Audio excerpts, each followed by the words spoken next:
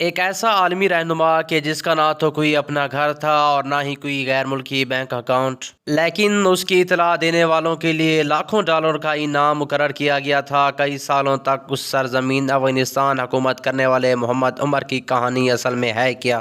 ملا عمر آخر امریکہ کا ایسا کیا نقصان کیا تھا کہ امریکہ کی طرف سے ان کی سر کی قیمت $1 کروڑ مقرر کی گئی تھی؟ کیا آپ جانتے ہیں ملا عمر کی وفات کے 2 سال بعد گزر جانے کے باوجود بھی ان کی موت کی خبر کو کیوں چھپایا گیا؟ امریکی اڈے سے چند فاصلے پر رہنے والے ملا عمر مجاہد امریکی ایجنسی CIA پکڑنے میں ہمیشہ کیوں ناکام رہی؟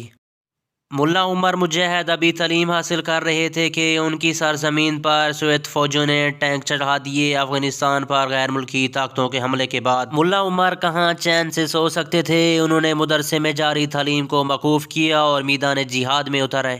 اب افغانستان میں ایک ایسے شخص کی حکومت تھی کہ جس کے پاس نہ تو کوئی ذاتی گھر تھا اور نہ ہی کوئی غیر ملکی بینک اکاؤنٹ۔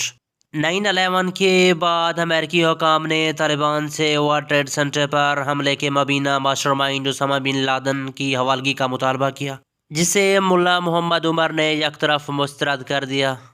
امریکی فوج نے نیٹو دستوں کے ساتھ افغانستان پر چڑھائی کر دی، جس کے بعد طالبان کی حکومت قائم نہ رہ سکی۔ دوستو، وہ کہتے ہیں نہ زمین کھا گئی یا آسمان نگل گیا۔ طالبان کی حکومت کے خاتمے کے بعد ملا عمر ایسے انڈر گراؤنڈ ہوئے کہ کبھی ان کا کوئی اتا پتہ نہ چل سکا۔ ملا عمر روپوش ہو جانے کے بعد امریکی بہادر نے ان کی سر کی قیمت $1 کروڑ مقرر کی، جو پاکستانی کرنسی میں 1.5 ارب سے زیادہ بنتی تھی۔ 1995 سے 2001 تک افغانستان میں طالبان حکومت کے ساتھ ان کے سربراہ محمد عمر میڈیا سے دور رہتے تھے۔